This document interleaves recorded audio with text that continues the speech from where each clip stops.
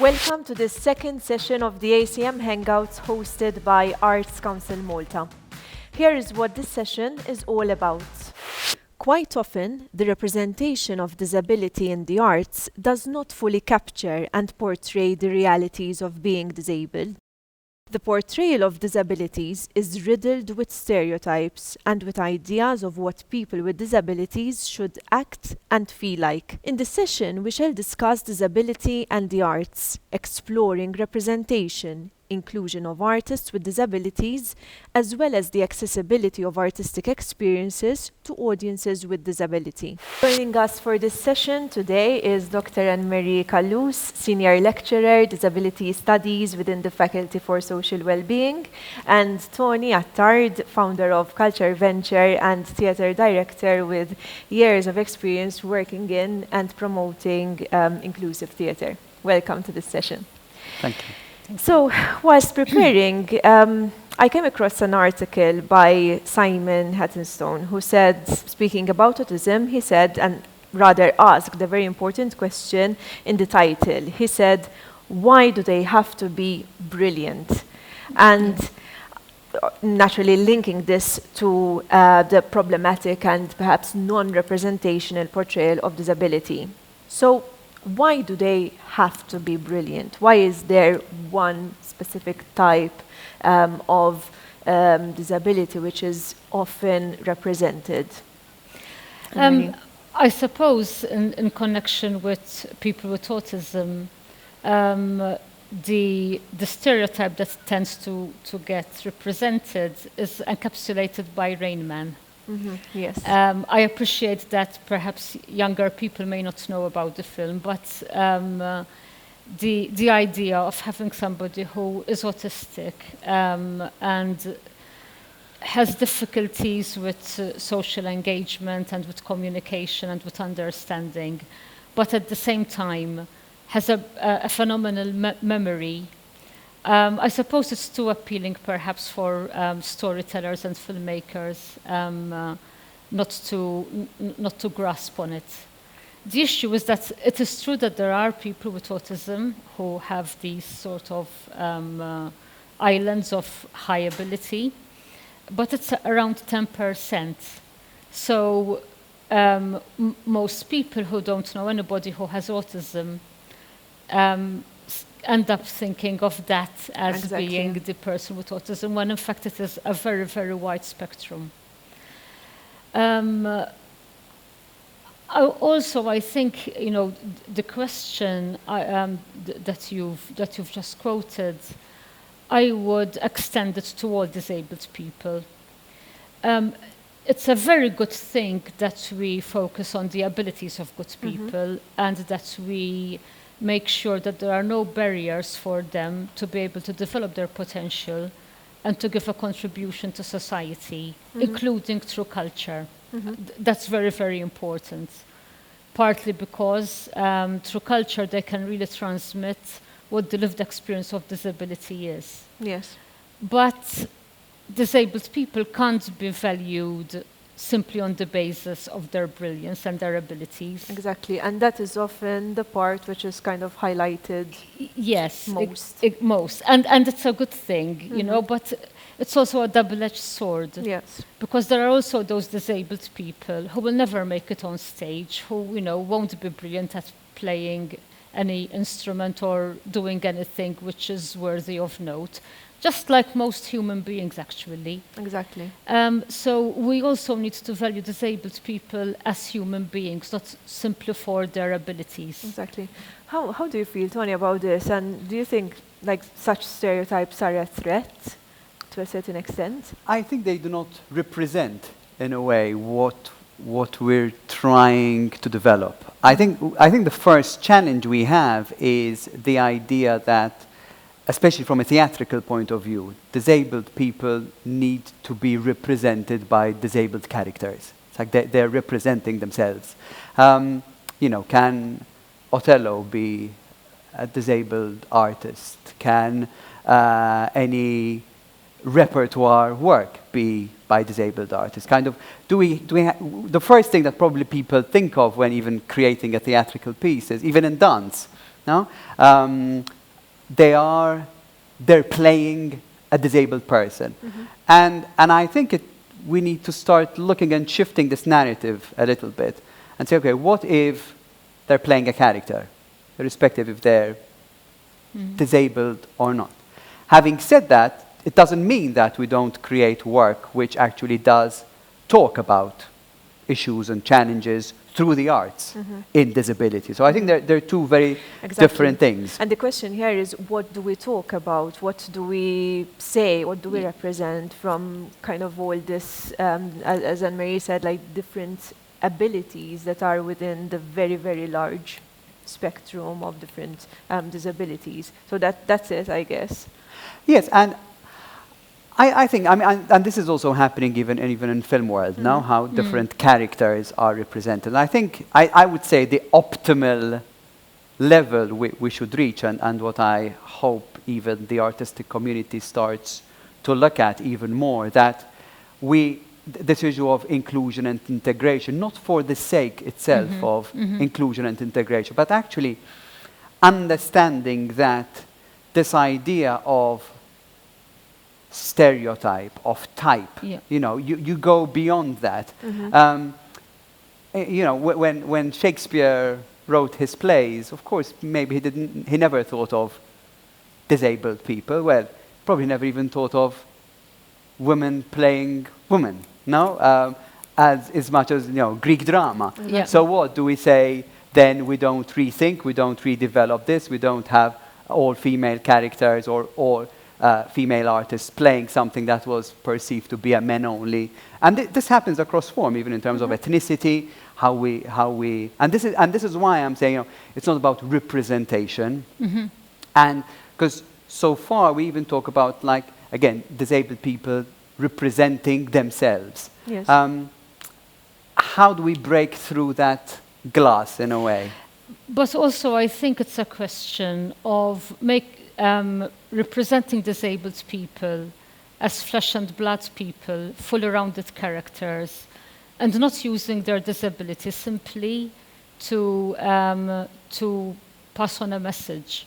So, for example, when you start thinking about Shakespeare, there's at least, you know, two characters that immediately spring to mind are King Lear when he is blinded, and Richard III, who's given a much more pronounced physical disability by Shakespeare than he had in reality, to highlight his evil. Now, obviously, you know, I mean, King Lear and Richard III aren't any lesser plays literature-wise because disability is used in a certain way. But when you see that kind of thing still happening in the 21st century, I think it is something that needs to be commented about. And portraying the lives of disabled people in a stereotypical fashion, whether it's a film, a play, a novel, music, art, whatever, you know, whatever the form of culture in question. First of all, I think it denies the audience appreciating the wide range of human experience, because disability is part of human experience. Exactly, and that is what Tony is referring to. You know, whereas very often it is presented as something which denies people their humanity. You know, for example, a film that comes to mind is $1 Million Baby, which is about a boxer, a female boxer, who sustains an injury, and she is paralyzed from the neck down, and she asks her trainer to help her to commit suicide. Sorry if I'm spoiling the the film for anybody who hasn't watched it. That's fine. But when you compare that to, for example, a film like Breathe, which is the real life story of Robin Cavendish, who in the 60s was paralyzed from the neck down by polio and actually couldn't even breathe by himself. And he went on to live and to transform the lives of so many disabled people. And it's true that at the end, he did ask to be assisted to die, but only after having lived a very, very full life. I'm not going to go into the question of assisted suicide, but one film is based on the perceptions of non-disabled people of disability as a tragedy, you know, as a life not worth living. The other one shows the real life experiences of a disabled person and his family. And in fact, I was going to ask about this specific point. Why is there this perhaps stereotypical approach or misrepresentation of disability? Why is that happening, or why did that happen? Possibly because there were the script writers or people taking decisions about this particular artistic production that could not relate in any way to the life of a person with disability. No? So I think that might be one of the reasons why this happens often, or has happened, I would say. It's probably rather than misrepresentation, it's also under-representation. Yeah. So when you think of your typical arts program for any season, any theater, any festival, and again, probably we can extend this conversation to representation in general of other minorities. And I like to see society as a different minorities coming together. Yes. This idea of one identity, you know, is a fallacy at the end of the day. That, you know, I have an identity that is different to every other human being. So I think the first thing that needs to be done is actually reflection on how are we actually talking about diversity itself? How true is diversity beyond our talk, no? And it being a buzzword and in in terms policy, of it being or ticking a box for a funding application or for an EU project or something of the sort. How does it really become meaningful that not only engages different communities, but also engages different audiences?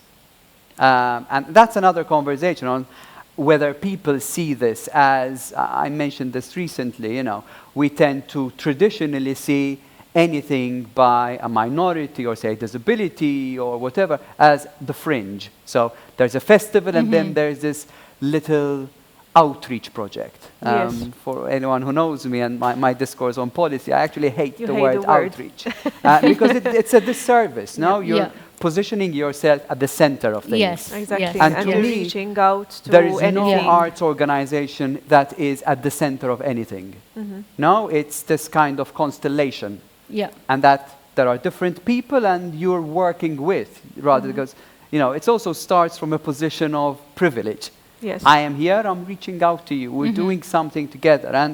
And I think it's this mind shift that we need to look at. As a theater director myself, when I started working on Istijra, for example, even as a founding member and board member of Opening Doors, I think that was the most, and still is the most fundamental thing, that you enter a rehearsal space, a creative space, knowing that the people you have around you are there to co-create. I'm not doing them a service and they shouldn't be thankful for being part of an arts project, but actually acknowledging that they are artists.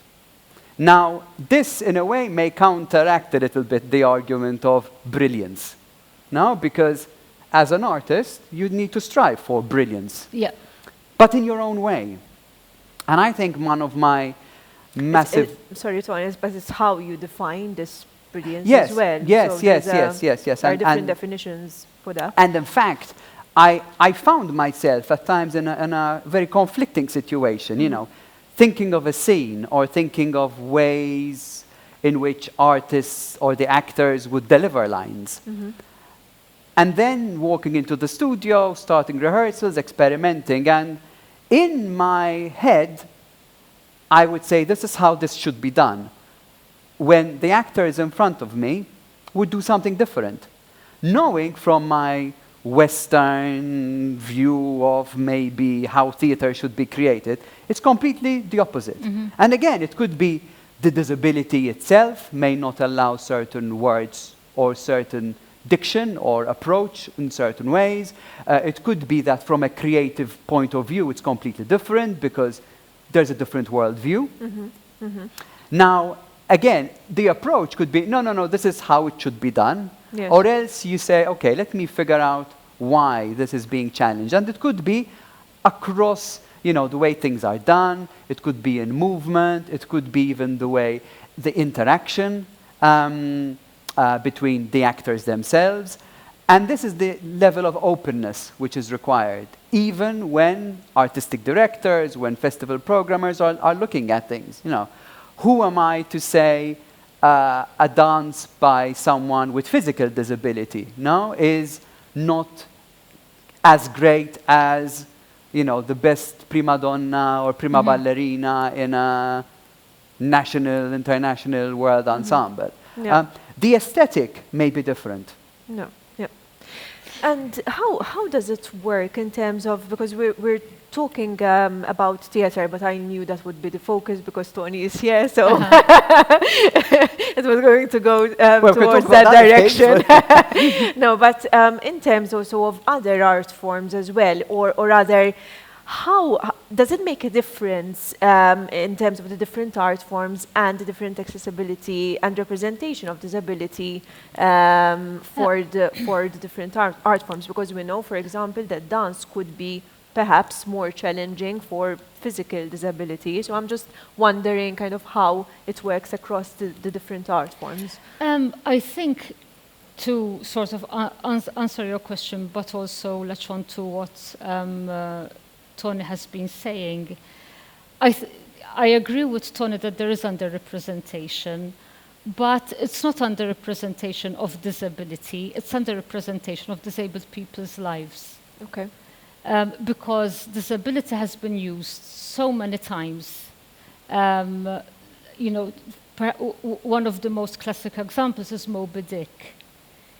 Without Captain Ahab's disability, there wouldn't be a story, and the world would be poorer without such a wonderful novel. Yeah. So disability is very, very present, but not necessarily the lives of disabled people from their own perspective. And what Tony has been describing, the process of co-creating a play with disabled people is exactly the kind of thing we need more of. Because rather than someone who doesn't have a disability and doesn't know anybody who has a disability, assuming that they know what a disability is,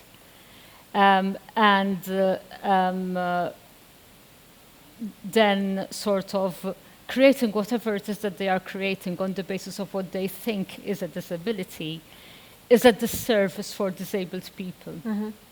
And so, why do people who foretell the future have to be blind? Why do weirdos have to be dwarfs? Yes.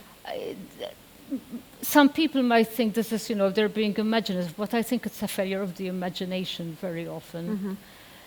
Because it's always linked to that specific disability or exactly, function within the narrative. So when in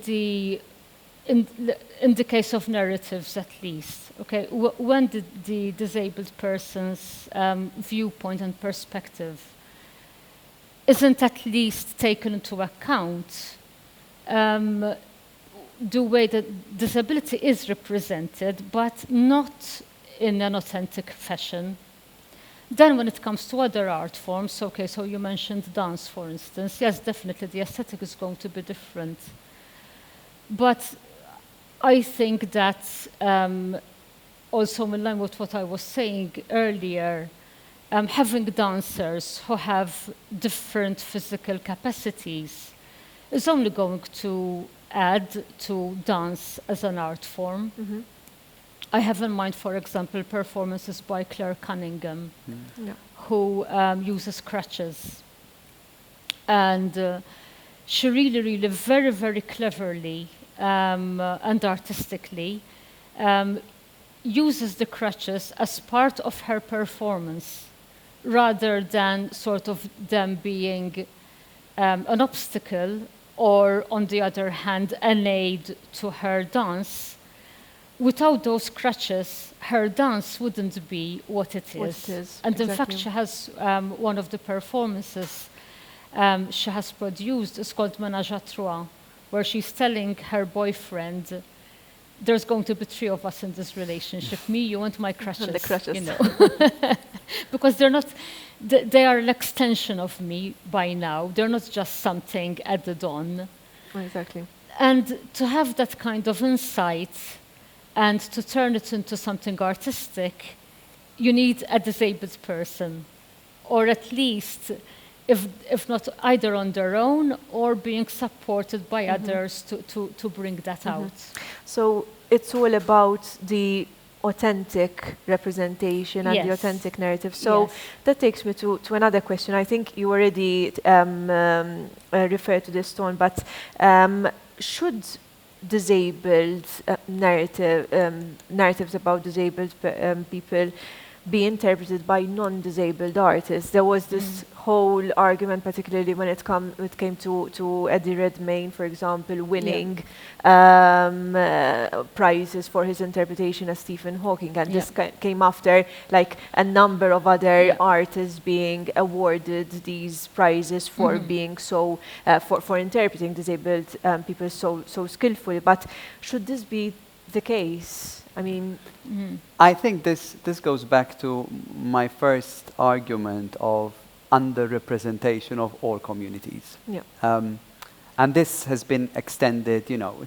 Remember, we came from a tradition where with blackface Othello, no? Or with try to bring in an Asian for an opera, or as opposed to, no, or using makeup. And if we don't understand that that is wrong now, because the fact that there are so many characters out there for, again, straight, heteronormative, white men or females to play, why would this majority, so to speak, also want to either appropriate or take on those roles when there are so many, or actually there aren't a lot of plays or characters for disabled artists, for example, to play. And the same artist also recently apologized. He felt sorry for interpreting transgender roles. Transgender, and that's exactly the same thing. It doesn't mean that non-disabled can't play these characters, and actually that there is a sensitivity, and that I'm not denying the fact that they can also be brilliant at it. But why can't we not just try, but deliberately make creative choices? Is it because it's the star quality would be removed from your lineup? Is it because it's easier for someone to interpret that? I don't know, but if I had to create a choice and make a choice, I would go for, you know, providing that space that if there is the possibility to play these characters, I don't think there should be an option from a creative point of view. I think, you know, sometimes at a practical level, so for example with Theory of Everything, at a practical level, I think you need to have a non-disabled actor, because the first part of the film has to be somebody who does not have any mobility problems. Exactly, because it captures the whole life. So, you know, I can understand that there are situations where you don't have a choice. The issue of the Oscar winning, yes, for me that's an issue, you know, because it keeps happening. It keeps happening. That every time, and there's a film by Ben Stiller called Tropic Thunder, and there's a scene where two of the characters are discussing prize giving by Hollywood and disabled people, and the character played by Robert Downey Jr.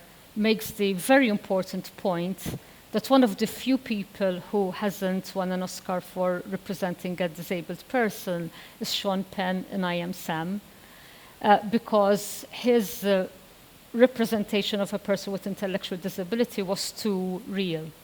Well, you know, sort of, it made the Academy feel uncomfortable.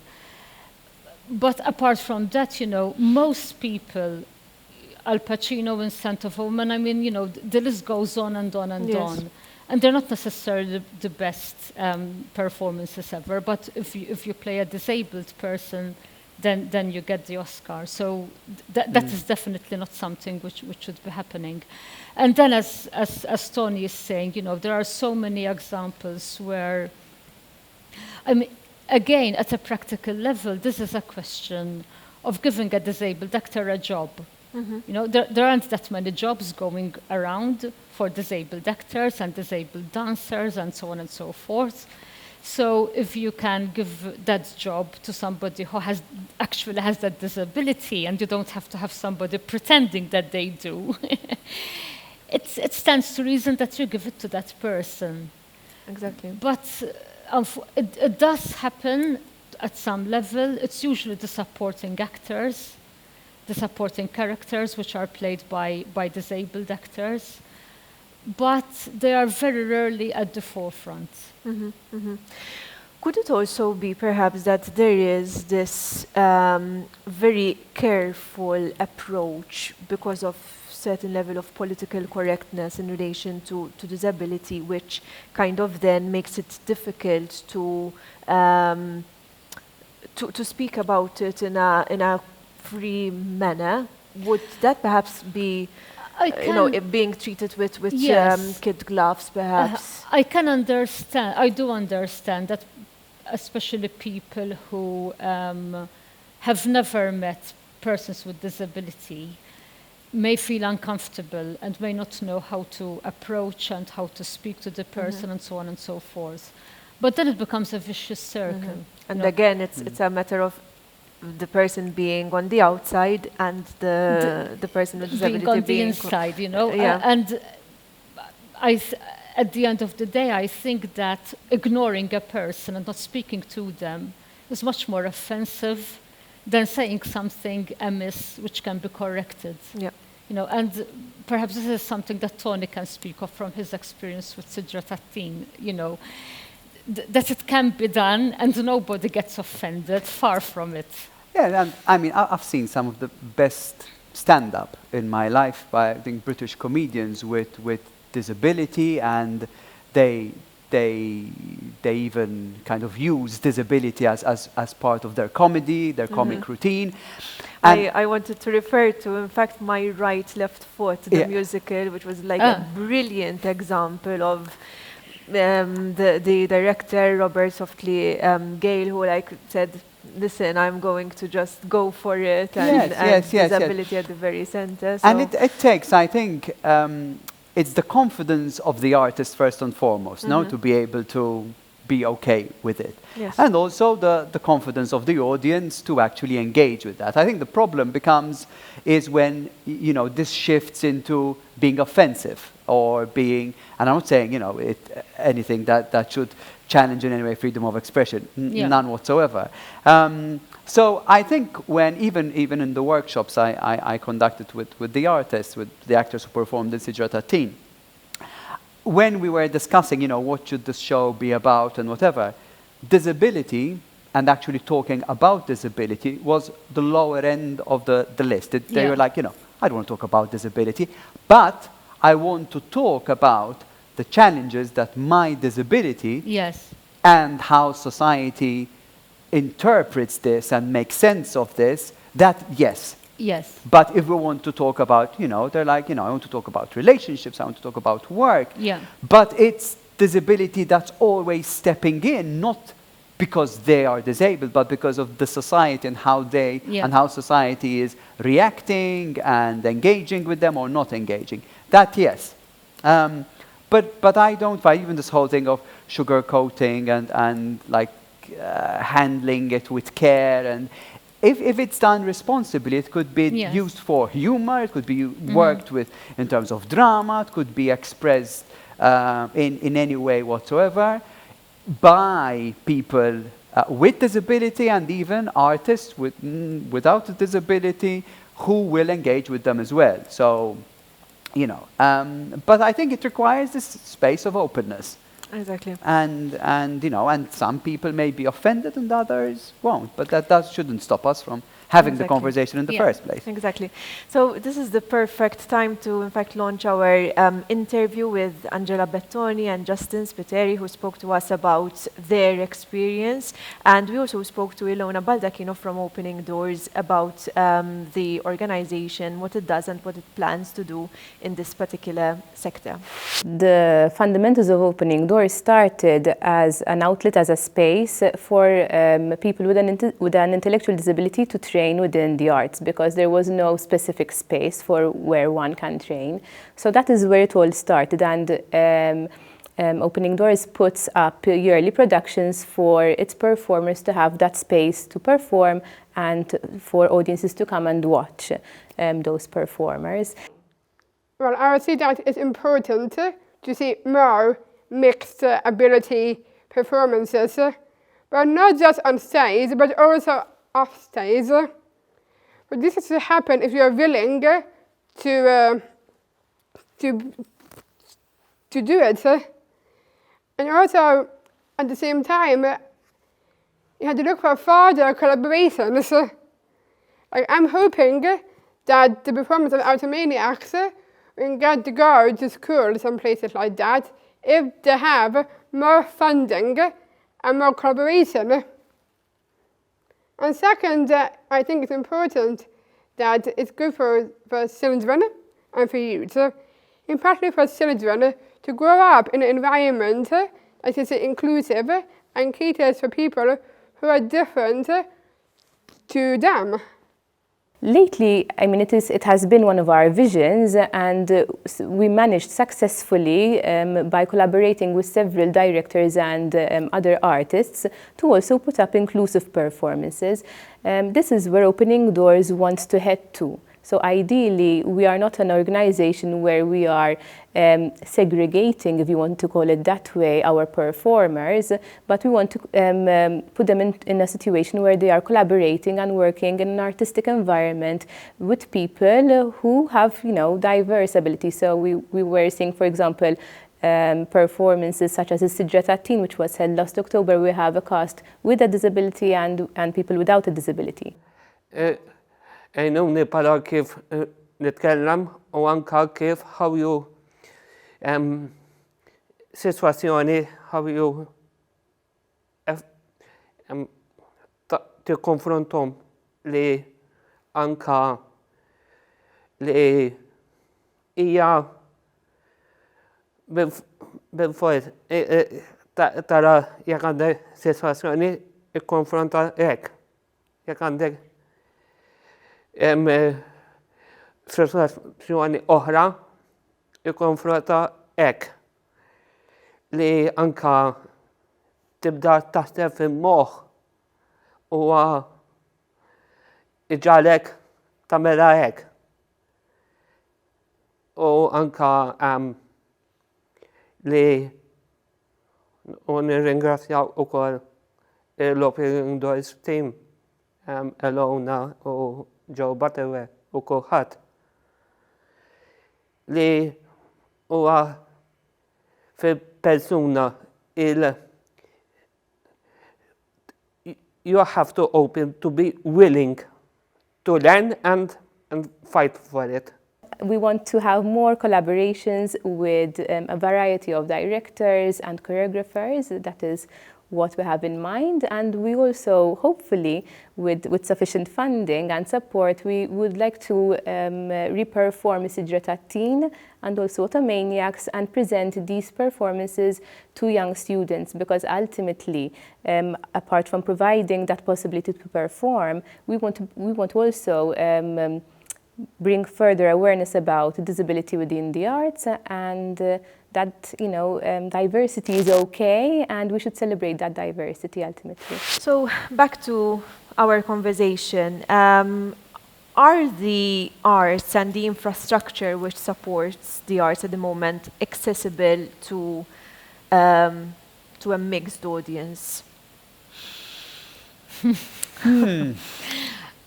Where do we start?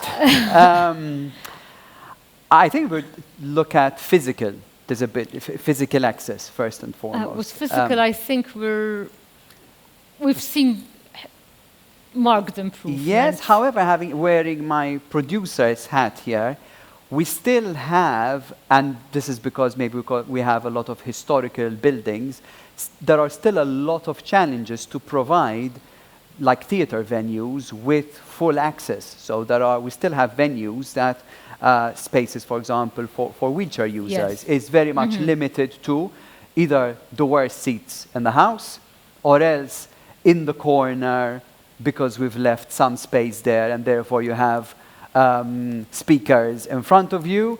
And I find this, or else, the only seats available are the most expensive seats because they're in a section which has been identified as your premium seats, which may not be financially affordable.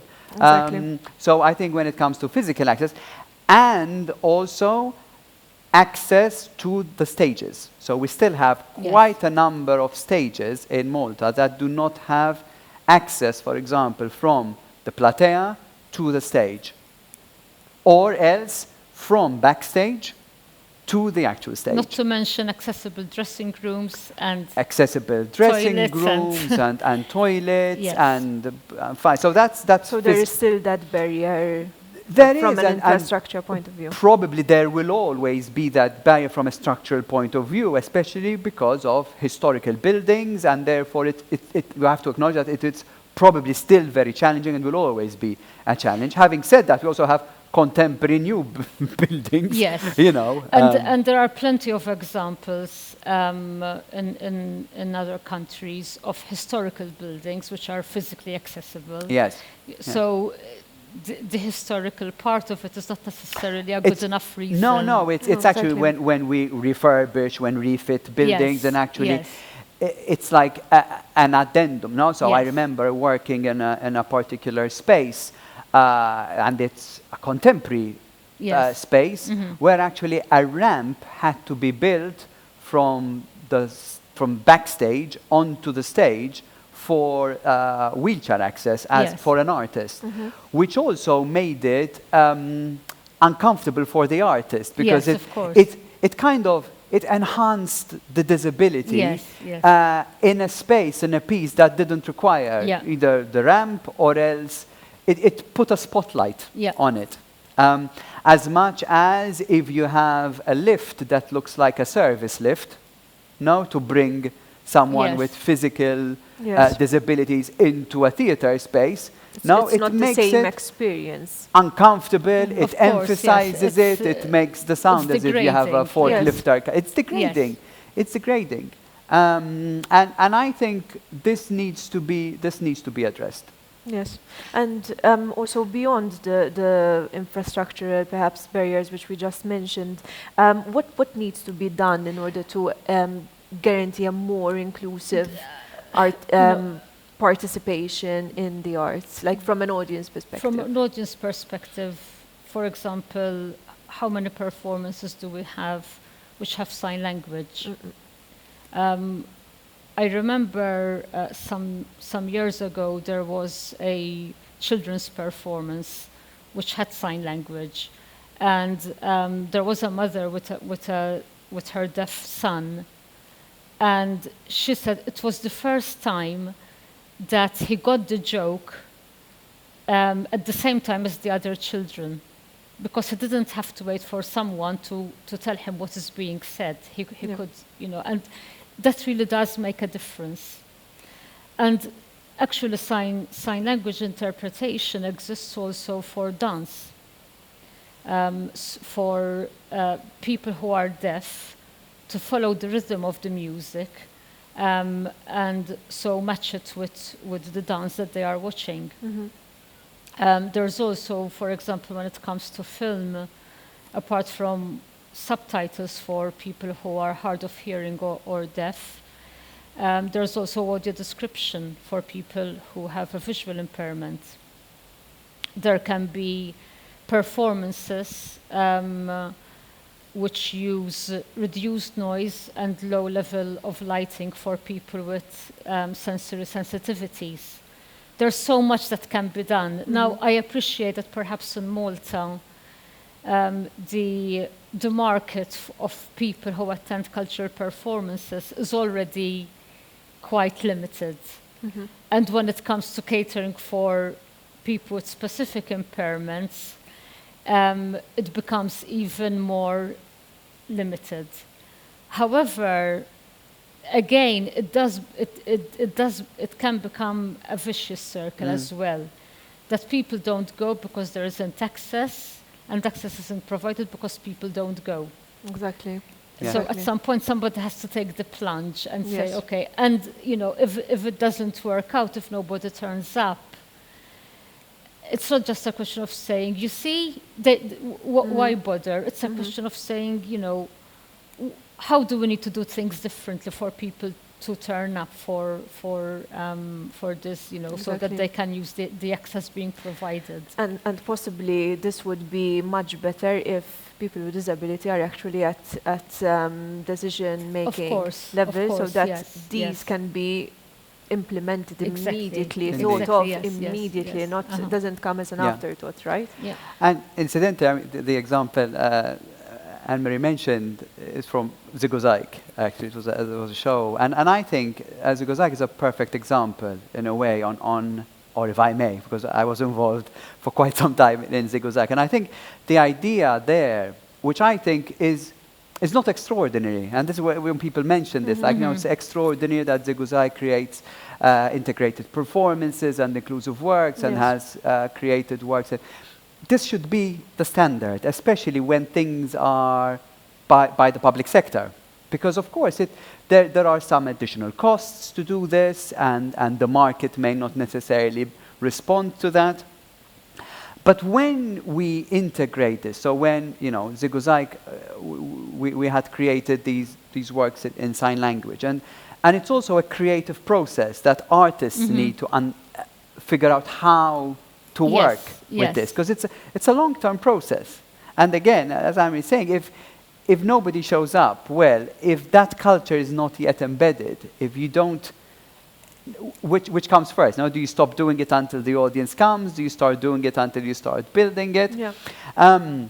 So I think integrating this as part and parcel of your, we shouldn't wait for Zigozaic to create yet another sensory experience or relaxed performance, but there should be I open a program, be it of an orchestra or of a theater, and they are part and parcel of the service which a public entity gives to the society, to community. And it's something which is important for people to appreciate, that when you are providing this kind of access, it is an access that can be used not just by disabled people. So, for example, performances which are quieter are usually targeted at people with autism who have hypersensitivity to sound or light.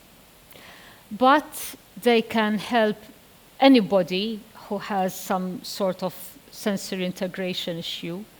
They can help people who have hyperacusis, so they have a very, very high sensitivity to loud noise. They can help people who don't like bright lights. And people who might end up with a migraine if they go into, That's true. So it's not a question of saying, this performance is for those people only. It's saying this performance is going to be produced in this way, And it can also be a different way of experiencing theatre. Exactly. You know, Exactly. for anyone, even anyone who doesn't have any issues at all, it can be an interesting way of Exactly. experiencing theatre. And Mary, Tony, I had so many more questions prepared, but unfortunately our time is running out. One last question. What is the future scenario for disability in arts and for disabled artists, in your opinion? Perhaps. Anne-Marie?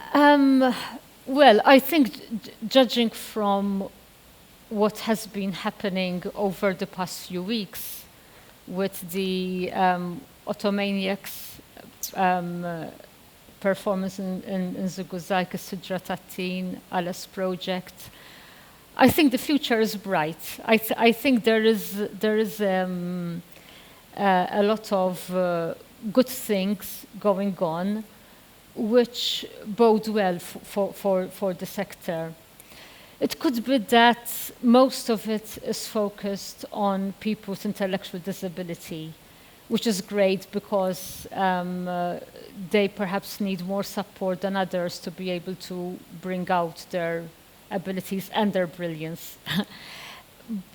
So it would be good to see artists and performers with other kinds of impairments as well, on stage or on screen, or showing us their paintings and their sculptures and so on and so forth. Tony? I'm also very positive about the future. I mean, just having this conversation first and foremost, we have a cultural policy that clearly sets out a national policy in terms of disability arts and providing spaces and also looking at funding. We see more festivals now, programming work. I would like to see more artists to engage professionally. With disability and non-disabled working and co-creating, not as a side project, but actually genuinely. And this is something I can guarantee, that it is equally artistically engaging, exciting, challenging. So no, I reconfirm that me working with disabled artists was not an outreach, but a valid, challenging, creatively, aesthetically, intellectually, which I will carry forward in my practice, and I hope that other people will do the same. Thank you, Tony. Thank you, Anne-Marie, for being part of this session. Thank you all for following this conversation. Feel free to leave any comments in the comment section about today's subject. I'd like to thank Arts Council Malta as well for hosting this session. We really hope that you found the session engaging and informative, and we'll see you soon for another ACM Hangout session.